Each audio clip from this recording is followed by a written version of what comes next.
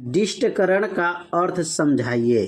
PN संधि diode का प्रयोग कर पूर्ण तरंग डिष्टकारी का परिपथ आरेख बनाइए तथा इसकी क्रियाविधि का संक्षिप्त विवरण दीजिए। निवेशी एवं निर्गत विभव धारा का ग्राफी निरूपण कीजिए। तो इसमें जो है 3-4 प्रश्न को ज्वाइंट किया गया है, तो एक एक प्रश्न को जो है आपको अच्छे से समझाया जाएगा। पहले हम समझेंगे डिष्टकरण का अर्थ क्या होता है, डिष्टकरण किसे कहते हैं। तो यहाँ पे नोट करेंगे, एसी को डीसी में बदलने की प्रक्रिया को डिष्टीकरण कहते हैं। एसी अल्टरनेट करंट को डायरेक्ट करंट में बदलने की प्रक्रिया ही क्या कहलाता है, डिष्टीकरण कहलाता है। अब यहाँ पर अगला जो क्वेश्चन दिया गया है, पीएन संधि डायोड का प्रयोग कर पूर्ण तरंग डिष्टकारी का परिपथ आरेख बनाइए। तो अब यहाँ पर नोट कर लेंगे, पीएन संधि डायोड एक पूर्ण तरंग डिष्टकारी के रूप में कैसे होगा। अब इसका अर्थ को हम लोग समझेंगे और इस परिपथ को समझेंगे। अब ये जो निवेशी एसी लगा है अल्टरनेट करंट है, और इस अल्टरनेट करंट को मतलब प्रत्यावर्ती धारा को हम लोग डायरेक्ट करंट में बदलेंगे। डीसी में बदलने के लिए इस उपकरण का प्रयोग करते हैं। और ये पूर्ण तरंग डिष्टकारी मतलब पूर्ण रूप से कैसे तरंग कार्य करेगा।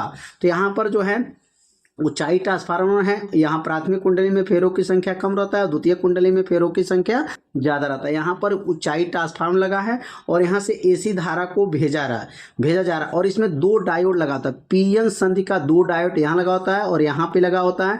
बीच में ये लोड प्रतिरोध आरएल, इसको बोलते हैं आरएल, लोड प्रतिरोध इसमें जोड़ा गया है।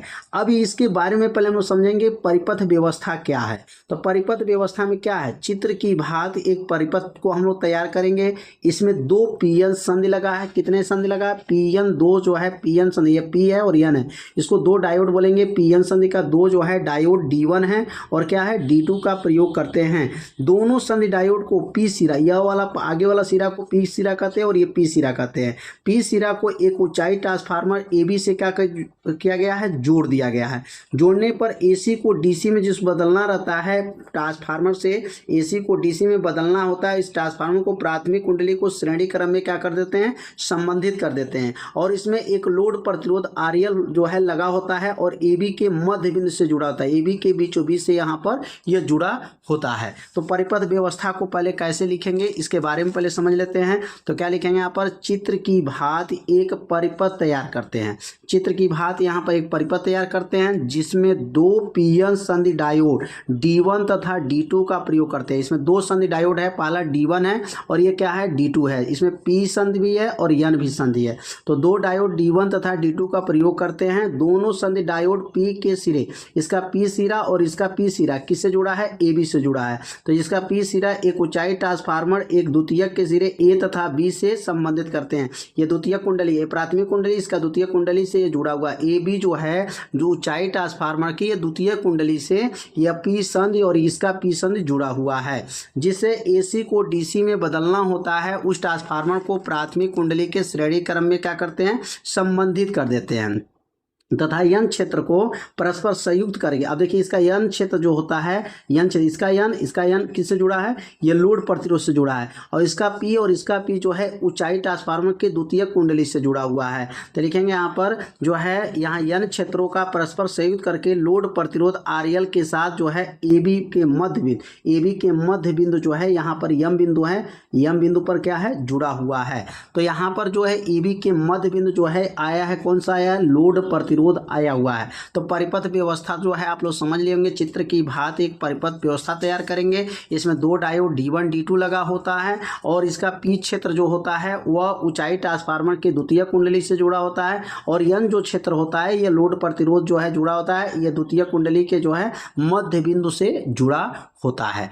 पीएन संधि डायोड एक पूर्ण तरंग डिष्टकारी के रूप में कार्य कैसे करता है, अब इस कार्य के बारे में हम लोग अब समझेंगे। तो कार्य विधि इसका क्या है, तो यहाँ ध्यान देंगे, ए अगर धन विभव है, ए क्या हो, धन हो और बी क्या हो, ऋण हो, तो इसमें कौन सा डायोड काम करेगा, कौन सा डायोड नहीं काम करेगा। तो याद रखिएगा, अगर D1 कब काम करता है, जब ए धन हो और बी जो है ऋण सिरा हो, तो ये धन विभव ऋण विभव हो, तो यह जो होता है डायोड D1 काम करेगा लेकिन D2 काम करना बंद कर देता है। लेकिन अगर B धन हो जाए और A माइनस हो जाए, तो अगर ये B प्लस में हो और A माइनस में हो जाए तो D2 काम करेगा तो D1 काम नहीं करेगा। तो मतलब पहला वाला अर्ध और नीचे वाला अर्ध, ठीक है, तो दोनों अर्ध अर्ध मिलता है, तो इसलिए इसको कहा जाता है पूर्ण तरंग दृष्टिकारी कहा जाता है। तो एक बार और समझते हैं, जब A सिरा धन विभव हो, B सिरा ऋण विभव हो, तो डायोड जो D1 है वह जो है अग्र अभिनत होता है,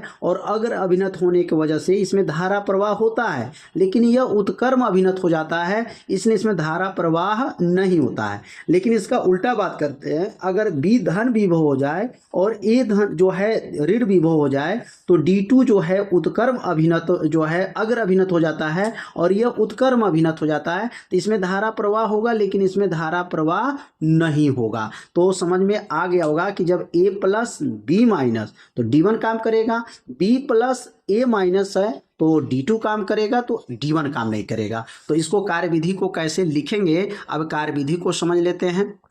तो यहाँ पर नोट करेंगे, अगर AC अल्टरनेट करंट के प्रथम अर्ध चक्र की बात किया जाए तो सिरा A जो है धन विभव पे हो और सिरा B जो है ऋण विभव पे हो, तो इस स्थिति में जो डायोड D1 था वह अग्र अभिनत होता है और धारा प्रवाहित होने देता है, जबकि D2 जो है उत्क्रम अभिनत होता है, तो उसमें धारा प्रवाहित नहीं होने देता है। मतलब A धन रहेगा, B ऋण रहेगा, तो केवल एक ही डायोड D1 काम करता है, D2 काम करना बंद कर देता है, धारा प्रवाहित नहीं होने देता है, जिससे लोड प्रतिरोध RL में धारा P से Q की ओर जो है प्रवाहित होता है। पहला अर्ध चक्र में हो गया। अब इसका द्वितीय अर्ध चक्र की बात करें, अगर सिरा A ऋण विभव हो जाए, ऋण विभव हो गया, और B जो है धन विभव पे होता है, तो इस स्थिति में डायोड D1 जो होता है वह उत्क्रम अभिनत होता है और जो है धारा प्रवाहित नहीं होने देता है, जबकि D2 जो रहेगा वह जो डायोड में अग्र अभिनत होता है जो धारा को प्रवाहित होने देता है, जिससे लोड प्रतिरोध RL पुनः उसी दिशा में P से Q की ओर प्रवाहित होने लगता है। तो इसका अर्थ को समझेंगे, अगर A प्लस हो B माइनस हो तो D1 आपको डायोड काम करेगा, D2 काम नहीं करेगा। अगर B प्लस में हो और A माइनस में हो तो D2 काम करेगा, तो D1 डायोड जो है काम नहीं करेगा। इस प्रकार PN संधि जो डायोड होता है वह पूर्ण दृष्टिकारी के रूप में कार्य करता है। पूर्ण दृष्टिकारी का मतलब पहले वाले चक्र में आधा और दूसरे वाले चक्र में आधा, तो दोनों मिला दिया जाएगा तो हो जाएगा पूर्ण चक्र हो जाएगा। तो पूरा चक्र कब होगा, अर्ध चक्र और अर्ध चक्र। अब इसमें ग्राफ कैसे खींचना है, तो देखिए इसका ग्राफ पूर्ण दृष्टिकारी का ग्राफ कैसे होता है। अब यहाँ पूर्ण दृष्टिकारी का अगर ग्राफ खींचा जाए तो कैसे ग्राफ को खींचेंगे। अब यहाँ देखिए, यहाँ से यहाँ पूरा जो है यहाँ से ऊपर की तरह जो खींचा जाता है, नीचे नहीं आएगा, तो पूरा इसको कहा जाता है पूर्ण दृष्टिकारी। इसको कहा जाता है पूर्ण दृष्टिकारी का ग्राफ। अगर आकर के ऐसे नीचे से ऊपर है, ऊपर से नीचे जाएगा, तो उसको कहा जाता है अर्ध दृष्टिकारी। यह जो बना है यह पूर्ण दृष्टिकारी का क्या है, ग्राफ है। तो समझ में आ गया होगा कि पूर्ण दृष्टिकारी किसे कहते हैं और इसका ग्राफ कैसा होता है। पूर्ण दृष्टिकारी अर्ध का मतलब आकर के नीचे से ऊपर जाएगा तो उसको कहते हैं अर्ध, और ये ऊपर जो है जाएगा तो उसको क्या कहेंगे, पूर्ण दृष्टिकारी कहा जाता है। तो उम्मीद करते हैं यह प्रश्न आप लोगों को अच्छे से समझ में आ गया होगा।